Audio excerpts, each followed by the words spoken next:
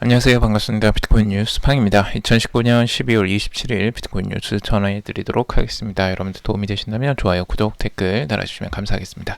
투자에 관련된 정보들 참고사항일 뿐이니 투자하실 때 여러분들 스스로 꼭 판단하시고 결정하시길 바라겠습니다. 자, 금일 비트코인에 대한 다양한 패턴들 같이 한번 살펴보도록 하고요. 그 전망들도 같이 한번 이야기 나눠보도록 하겠습니다. 유명 애널리스트들은 이제 비트코인이 내년 5월에 반감기 전에 1만 달러를 회복할 것이다 라고 이제 전망을 하는 부분들도 있는데, 그 내용들 같이 한번 나눠보도록 할게요. 자, 우선 비트코인에 대한 현재 가격 추세들, 좀 장기적인 추세에서 한번 멀리 바라보려고 합니다. 제가 이제 주봉 차트를 한번 가져와 봤습니다. 주봉 차트로 지금 현재 그 비트코인의 가격 흐름들을 한번 같이 비교를 해봤는데요. 과거에 이런 2016년도의 패턴과 지금 현재의 패턴들을 같이 한번 비교해보는 시간을 가져보려고 합니다. 자, 지금까지는 이제 다양한 여러 가지 이평선이나 아니면 이 가격의 이 패턴, 이 차트 패턴들을 가지고 이야기를 나눴었는데, 오늘은 이평선을 가지고 한번 이야기 나눠보려고 해요. 두 가지를 볼 건데, 지금 200주 이동평균선하고 100주 이동평균선, 이 두 가지를 같이 한번 보려고 합니다. 과거의 패턴들을 보면 200주 이동평균선이 이제 저점을 형성하는 이런 형태들을 보여주었습니다. 2015년도에도 저점을 터치했을 때 여기를 깨고 내려가는 듯 하더니 다시 올라와서 지지를 받고 올리는 형태가 완성이 됐었고요. 2018년도 말에 저점이 정확하게 200주 이동평균선에 도달을 하면서 이때 지지를 정확하게 받는, 그리고 두 번이나 이렇게 지지를 받는 형태가 나왔습니다. 그래서 200주 이동평균선에 대한 신뢰도가 굉장히 높은데요, 기술적 분석가들 사이에서. 그래서 이 저점을 테스트하는 중요한 선이 200주 이동평균선이라고 볼 수가 있습니다. 그리고 이제 100주 이동평균선도 위에서 지금 이제 반등을 했을 때 중요한 지지를 받았던 이 구간이기도 합니다. 그래서 과거에 이렇게 이제 지지를 받았던 구간이고, 여기서도 한번 지지를 받았던 형태가 있죠.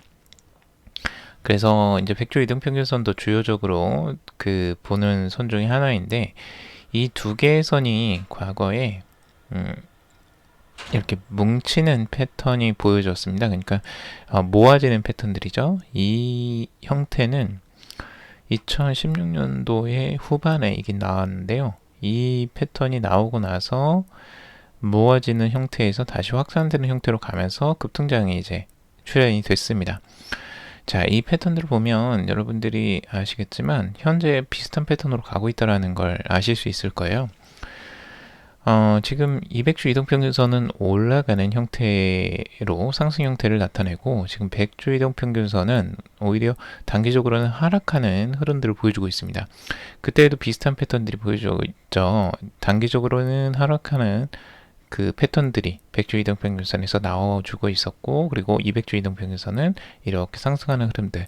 그래서 결국에는 이제 마주칠 것처럼 거의 다가오는 순간이 있었는데, 그 순간에 그 맞닿지는 않고 교차하지는 않고 다시 100주 이동평균선이 올라가는 형태가 나왔습니다. 그때부터 이제 급격한 상승세와 함께 이평선의 이격도가 그 벌어지기 시작하죠. 그러면서 이제 급상승하는 패턴들이 나오는데, 지금도 이제 그 모아가는 패턴들하고 유사한 형태들, 지금 100주 이동평균선과 200주 이동평균선이 모아가는 형태들이 지금 나오는 그 패턴하고 비슷해지고 있다는 겁니다. 물론 이 패턴이 나온다고 해서 무조건 이와 똑같이 가게 된다라는 보장은 없지만, 우선은 비슷한 패턴들이 출현하고 있다라는 부분들, 유사 패턴들은 우리가 참고적으로 봐볼만 하죠. 그래서 이런 패턴들이 나와서 과거처럼 이게 이제 모아지는 패턴들이 나오다가 추가적인 상승세가 나올 수 있을지, 이거는 한번 지켜봐야 되겠지만, 이 유사한 패턴들이 만약 나오게 된다면 한동안은 이 가격대가 급등하는 양상보다는 오랫동안 이 가격이 모아지는 형태가 나올 가능성들이 더 높을 수 있겠죠. 그래서 이런 매집을 하는 구간들이 오히려 더 길어지는 형태가 될 가능성도 여러분들이 충분히 인지를 하고 투자에 참고적으로 바라보신다면 좋을 것 같습니다. 그래서 지금 100주 이동평균선에 지금 딱 맞물리는 상태예요. 그래서 이걸 이제 이 위에서 이제 지켜주느냐, 아니면은 이 아래쪽으로 다시 내려와서 또 머물면서 이게 이제 급격하게 더 빨라지느냐, 이 이격도가 더 줄어드는 게 시간이 더 빨라지느냐 하는 거겠죠. 200주 이동평균선은 결국에는 위쪽으로 이제 상향을 해서 이 가격대하고 마주치는 부분이 있을지, 아니면 이평선하고 마주칠지는 이제 모르겠지만, 아무튼 이평선은 계속 상향할 것으로 지금 보여집니다. 단기적으로는 이 가격대가 위쪽에 올라와 있기 때문에 당연히 이평선도 따라 올라와 줘야겠죠. 자, 그리고 단기적인 비트코인의 가격 추세인데요.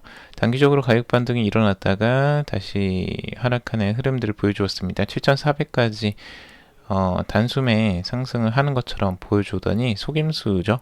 다시 한번 내리는 형태. 그래서 7,198달러 선으로 다시 원래 이제 지지를 받았던 그 구간으로 떨어졌습니다. 가격대가 이 지지를 받는 이 선에서 계속 머물러 있는 건 별로 좋지는 않습니다. 단기적으로 이 가격대를 반등세가 나와주고 위쪽에서 놀아주는 게 좋지, 이렇게 계속 밑바닥에서 이렇게 계속 이 지지선을 터치를 하는 건 지지선을 깨고 내려갈 가능성을 좀 더 키우는 그런 형태라고 볼 수가 있습니다. 그래서 이런 단기적인 형태들 조금 더 여기서 이제 반등세가 나오길 좀 기대를 하는데, 어떻게 진행이 될지 단기적으로 한번 지켜보시길 바라고요. 자, 지금 또 유명 애널리스트가 비트코인이 내년 5월 반감기 전까지 1만 달러로 회복할 것이다 라는 이야기를 했다고 하는데, 뭐 이런 이야기들은 이제 수차례 많이 나오긴 했습니다.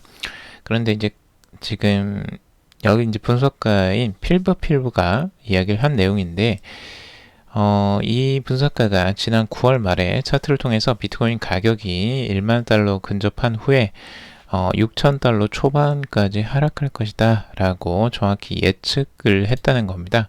그래서 이제 과거의 패턴을 정확하게 예측했기 때문에 이 이제 분석가의 말을 조금 더 이제 신뢰를 하는 거죠. 물론 이제 과거의 예측이 정확하게 맞아 떨어졌다고 해서 무조건 앞으로도 계속 맞는다라는 보장은 당연히 없죠. 그래도 이제 한번 맞춰봤으니까 앞으로도 맞출 가능성이 좀 더 높지 않겠느냐, 이렇게 이제 보는 것 같습니다. 자, 그래서 비트코인의 단기뿐만 아니라 장기적으로 강세다라고 필브는 지금 이야기를 하고 있습니다. 2020년 5월 반감기 무렵까지 10,000달러로 회복이 될 가능성을 이제 전망을 하고 있다라고 이야기를 하고 있는데, 전반적으로는 이 반감기가 과거에 이제 반감기 전까지 그래도 상승세가 조금은 있었기 때문에 그 부분을 기대를 하는 것으로 보여집니다. 근데 현재보다 한 40% 정도가 좀 상승을 해야 되는 구간이기 때문에 기간은 뭐 5월 정도면 아직 충분히 남아있긴 합니다. 뭐 5개월 정도면 비트코인이 충분히 뭐 40% 이상 상승할 가능성들은 지금까지 많이 보여주었기 때문에 뭐 가능성은 충분히 있을 수 있겠지만 그게 확실할지는 아직까지는 의문이죠. 자, 그리고 비트코인 홀딩 더 크루셜 소프트라고 되어 있는데, 이건 굉장히 단기적인 전망으로서 지금 7,100달러 선을 지지를 받고 이 반등세가 나오지 않겠느냐라는 분석을 했습니다. 단기적으로는 7,400달러까지 약간 반등을 했지만 다시 한번 떨어지는 흐름들을 보여주어서 이 위쪽 키 레지스턴스 이 저항선까지 가는 과정이 아주 완성이 아직 안 됐고요. 만약 올라간다면 여기까지 이제 상승을 하지 않겠느냐 분석을 하고 있는 거라고 할 수 있습니다. 여기가 만약 깨지고 내려간다면 이제 중요한 서포트 라인인 6,500달러 선을 다시 한번 테스트할 가능성도 열어놓고 봐야 되겠죠. 자, 그리고 일본의 전자상거래 공룡인 라쿠텐이 자사의 포인트를 암호화폐로 바꿀 수 있는 전환 서비스를 출시했다라는 소식입니다. 지금 암호화폐 거래소 라쿠텐 월렛은 라쿠텐 그룹에서 사용할 수 있는 라쿠텐 슈퍼포인트 암호화폐로 전환할 수 있는 서비스를 지원한다라고 밝혔습니다. 라쿠텐 포인트 1점에는 1N에 해당이 된다고 합니다. 그래서 이 포인트를 이제 암호화폐로 바꿀 수 있는 건데, 바꿀 수 있는 암호화폐는 세 가지, 지금 비트코인, 이더리움, 비트코인 캐시 등으로 교환을 할 수 있다고 합니다. 최소 교환 가능 포인트는 100점이고 포인트를 암호화폐로 바꿀 수는 있지만 반대로 암호화폐를 사용해서 라쿠텐 슈퍼포인트를 구매할 수는 없다고 합니다. 지금 라쿠텐 월렛은 이제 홈페이지를 통해서 해당 서비스의 목표는 암호화폐에 관심이 있지만 경험이 부족했던 신규 유저를 끌어들이는 것이라며 더 쉽고 접근이 편한 방법으로 암호화 자산 거래의 진입 장벽을 낮추겠다라고 이야기를 하고 있습니다. 그러니까 지금 이 라쿠텐, 일본의 전자상거래 공룡이죠. 진짜 큰 전자상거래 업체인데, 이 업체가 이제 라쿠텐 월렛을 거래소로 이제 런칭을 하면서 이걸 이제 활성화 시키려고 하는 전략으로 보여집니다. 결국에는 이 포인트를 암호화폐로 전환할 수 있게 해줌으로써 암호화폐를 이 자기네 거래소에서 거래를 하게 만드는 이런 이제 시너지를 내려고 하는 것으로 보여지고, 아직까지 이제 개인들이 이 암호화폐를 실제 사용하거나 이걸 교환에 많이 활용하지 못하고 있기 때문에 이 부분을 적극적으로 장려하려고 하는 전략으로 좀 보여집니다. 블록체인 전문 매체인 네데로브 같은 경우는 라쿠텐의 서비스가 암호화폐를 사용하고자 하는 다른 글로벌 기업에게 청사진을 제공했다라고 전하고 있습니다. 네데로브 같은 경우는 벡투와 스타벅스도 소비자 중심의 암호화폐 결제 앱을 개발하고 있다. 그리고 스타벅스의 포인트 프로그램도 라쿠텐의 시스템처럼 적용될 확률이 높다라고 전하고 있습니다. 결국에는 앞으로 전자상거래 업체들 뿐만 아니라 일반 이제 소매점들도 이 라쿠텐처럼 이 포인트를 암호화폐로 전환할 수 있는 이런 시스템을 도입할 가능성이 높다라고 이제 전망을 하는 거죠. 앞으로 스타벅스가 지금 라쿠텐이 이렇게 이제 하는 부분은 아무래도 일본 내에서만 아무래도 적용이 가능하겠지만, 만약 스타벅스가 이런 형태를 적용을 한다면 전 세계적으로 영향을 미치겠죠. 그래서 지금 다들 스타벅스가 이제 암호화폐를 진짜 사용을 할 수 있느냐에 대한 주목을 굉장히 많이 하고 있는데요. 스타벅스가 만약 사용을 하게 만든다면 정말 전 세계적으로 엄청난 큰 영향력을 가질 것으로 보여지긴 합니다.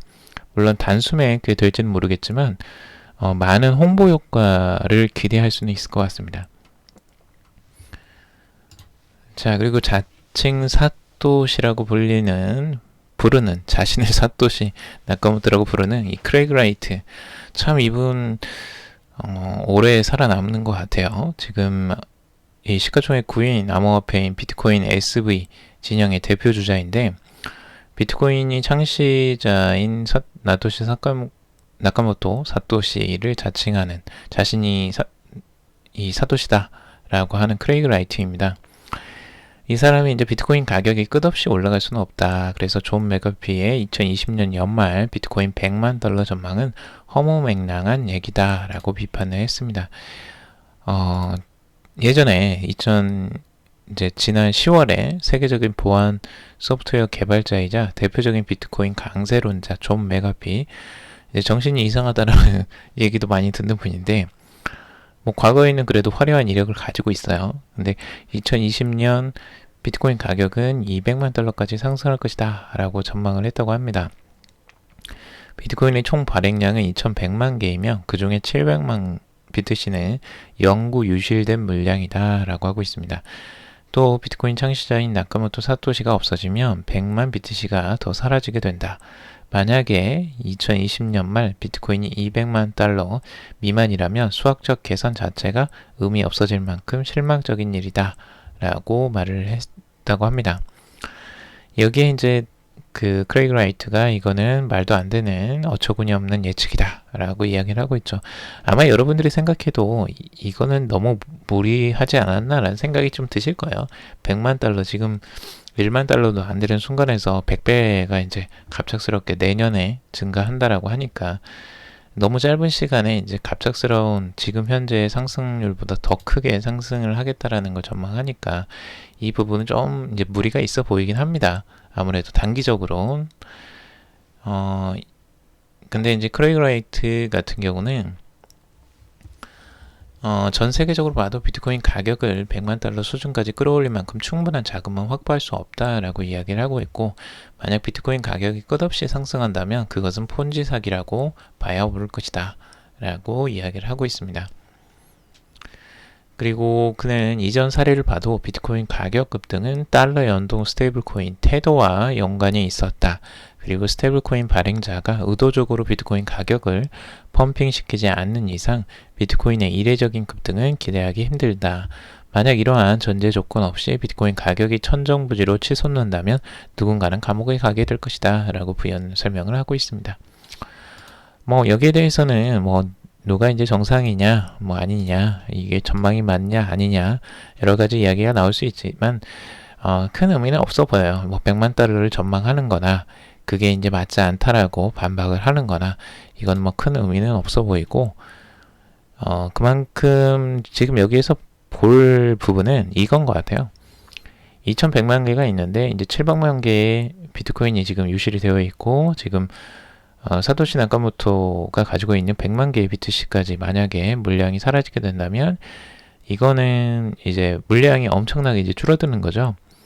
그래서 지금 현재 생각하는 그 공급량보다 훨씬 더 적어질 수 있다라는 부분들이 오히려 이제 수요에 비해서 공급이 줄어들면 이 가격에 영향을 미치지 않겠느냐라고 이제 생각하는 이 존 메가피의 그 생각인데, 그게 이제 장기적으로는 영향이 될 수도 있습니다. 만약 비트코인에 대한 수요가 계속 늘어나는데 이만큼 발행량이 만약 줄어들게 된다면 그만큼 큰 또 그 가격 상승은 없겠죠.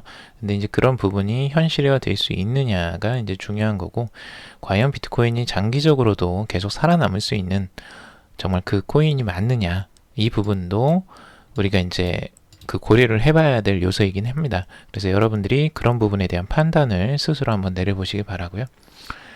자, 그리고 암호화폐 업계 달군 올해의 인물 베스트 10을 뽑았습니다. 가장 1위의 인물은 결국에는 2명이 나왔는데 시진핑과 트럼프입니다. 2019년도 암호화폐 시장을 가장 뜨겁게 달구었던 이 2명인데요. 결국에는 미국과 중국의 이 무역전쟁으로 인해서 이 혼란 속에서 안전자산의 신예로 떠오른 이 비트코인인데, 결국에는 이 비트코인에 큰 영향을 미쳤다. 오히려 이 미중 무역전쟁이 비트코인에 대한 그 관심을 더 키웠다라고 이제 전망을 하는 것 같습니다. 지금 이제 도널드 트럼프 미국 대통령 같은 경우는 여름에 트위터를 통해서 비트코인과 다른 암호화폐를 지지하지 않는다라며 비판적인 입장을 밝혔고, 시진핑 이제 중국 국가주석은 블록체인에 대한 전폭적 지지를 공언을 했습니다. 하지만 여기에 이제 이 지지를 하면서 상당히 이제 상승을 시킨 또 발언이긴 했죠. 시진핑의 이 한 발언이. 하지만 블록체인의 실제 기술에 이 포커스를 맞춘 것이지 실제 암호화폐를 이야기하는 건 아니었기 때문에 이 부분에 대한 또 실망감도 있었습니다. 자, 그리고 두 번째는 이로는 이제 데이비드 마커스, 세계 최대 소셜미디어인 이제 그 페이스북의 리브라 프로젝트를 진두지휘해온 인물입니다. 이 인물 덕분에 전 세계가 지금 이 CBDC를 발행하느냐 아니냐 이걸 가지고 이제 막 갑론을박을 하고 각자 이제 빨리 CBDC를 발행해야 되겠다 이런 이제 재촉을 하게 만든 그 원인을 제공했던 이 페이스북의 리브라를 시작한 그 인물이라고 할 수가 있습니다. 자, 그리고 또 세 번째 인물은 캐리 레플러고요.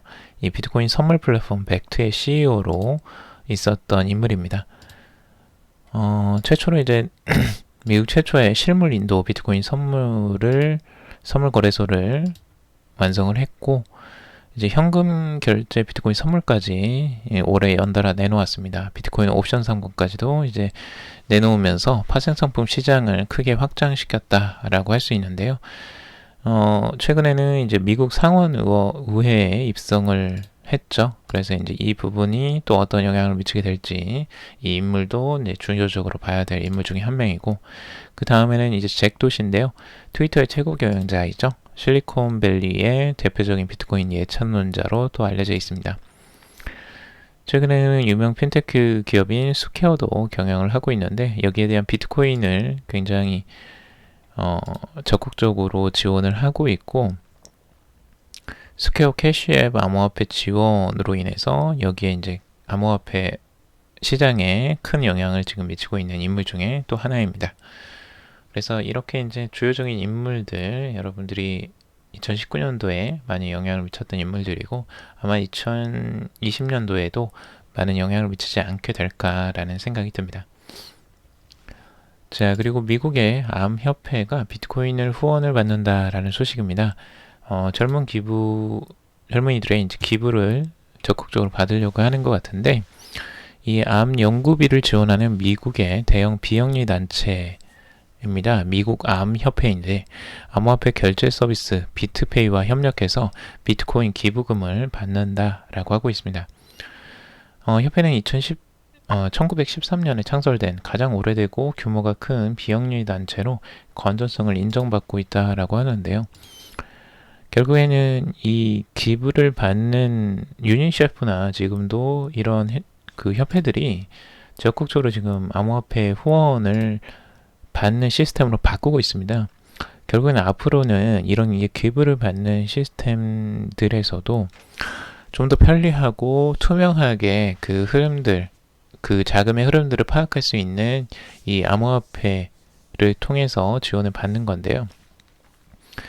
아무래도 기부를 하는 입장에서는 이제 이 2030 세대들은 아무래도 이제 암호화폐를 적극적으로 사용하는 그 세대이고, 이 세대들에게 기부를 좀 더 적극적으로 받을 수 있게 만들기 위해서 이런 시스템을 지금 마련하는 것으로 보여집니다. 그러니까 앞으로 더더욱 암호화폐를 사용할 가능성이 높아질 것으로 이런 것들을 보면 알 수가 있죠. 굳이 이런 정말 역사가 오래된 이런 암호화폐까지도 이런 암호화폐 비트코인을 받는다는 건 앞으로의 미래에는 이런 암호화폐가 훨씬 더 많이 기부가 될 것이라는 예상을 하고 지금 그 움직이는 형태라고 할 수가 있겠죠. 자, 그리고 유튜브에 대한 내용인데요. 지금 유튜브의 일부 암호화폐 컨텐츠가 삭제되었다라고 하고 있습니다. 지금 유튜브에 이 유명한 그 유튜버인 이제 크리스 던이라는 사람이 최근에 이런 이야기를 했는데요. 유튜브가 유해하거나 위험한 컨텐츠, 규제 상품 등을 이유로 지목하면서 채널 내 암호화폐 관련 영상 대부분을 삭제 조치했다라고 이야기를 하고 있습니다. 유튜브가 지금 뭘 하고 있는 건지 모르겠다라고 이야기를 하고 있는데, 크리스턴은 이제 10년차 유튜버로서 자신의 채널의 암호화폐 투자 전략과 분석 등의 컨텐츠를 게재를 해왔다고 합니다. 이번에 삭제되거나 경고 조치를 받은 영상은 내가 지금 투자하고 있는 방법, ICO의 미래, 트레이더와 투자자를 위한 17가지 조언 등 뭐 이런 것들을 올렸다고 해요. 근데 현재 구독자가 21만 명, 조회수는 700만 뷰 이상을 보유하고 있다고 하는데 그 규모가 어마어마하죠. 근데 이렇게 이제 사전에 동의 없이 컨텐츠를 삭제할 수 있는 권한을 가지고 있다는 부분에 대해서 이제 분개를 하는 것 같습니다. 이 유튜버들로서는 당연히 자기 컨텐츠가 삭제가 돼버렸으니 그것도 동의도 없이 이렇게 되는 것이 굉장히 불합리하다라고 당연히 이야기할 만하겠죠. 그게 이제 사람들에게 큰 피해를 끼치거나 정말 그 위해를 가하는 그런 컨텐츠라면 당연히 이런 것들을 받아들일 수 있을 것 같은데, 그게 이제 아니라고 생각을 하기 때문에 이런 반박이 있는 것 같습니다. 그리고 암호화폐 컨텐츠 삭제가 이제 업계에 치명적이다라고 이야기를 하면서 이 탈중앙화 플랫폼을 개발해야 된다라는 의견들도 지금 나오는 것으로 보여집니다. 과연 이제 어떤 의견들이 맞을지는 모르겠어요. 지금 현재 이 컨텐츠 자체가 정말 이제 유해가 없는 컨텐츠일까? 아니면은 그게 진짜 구글에서 자체적으로 판단을 해서 정말 아닐까? 그러니까 이거를 뭐 잘잘못을 따지기가 정말 쉽지는 않습니다. 실제적으로 이 유해 컨텐츠를 어떤 기준으로 할 것이냐도 애매하고요. 그런 기준들이 지금 이제 명확하게 판별을 할 수 있다면 좋은데 이걸 하는 기준들이 명확하지 않으니까 오히려 더 혼란스러운 것 같고요. 만약에 그렇다고 해서 탈중앙화 플랫폼이 나오면 그러면 모든 게 다 해결이 되느냐? 또 그것만도 아니라고 생각이 들어요. 왜냐하면 결국엔 탈중앙화 플랫폼이 있다고 해서 그러면 모든 컨텐츠를 그러면 그 올리는 사람의 자율에 맡기고 유해 컨텐츠들을 모두 그냥 마음대로 자율적으로 배포를 해도 되느냐? 이건 또 아닌 것 같거든요. 유해 콘텐츠들은 어느 정도 걸러줘야 된다라고는 생각이 들어요. 그 부분이 많은 사람들에게 피해를 끼칠 수도 있고 위험 요소가 될 수도 있기 때문에 그래서 그런 부분들을 잘 고려할 수 있는 요소가 뭘까? 과연 앞으로 뭐 인공지능이 그게 될 것인지 그건 잘 모르겠는데 아무튼 많은 좀 고려가 있어야 될 부분인 것 같습니다. 앞으로도 논란이 계속될 요소인 것 같아요. 이 부분은. 자, 오늘 여기까지 정리를 해봤습니다. 여러분들 좀 도움이 되셨길 바라고요. 도움이 되셨다면 좋아요, 구독, 댓글 달아주시면 감사하겠습니다. 투자에 관련된 정보들 참고사항일 뿐이고 좋으니 아니니 투자하실 때 여러분들 스스로 꼭 판단하시고 결정하시길 바라고요. 연말 즐거운 연말 또 보내시고 다음에 또 뵙도록 하겠습니다. 오늘도 방송 들어주셔서 정말 감사합니다.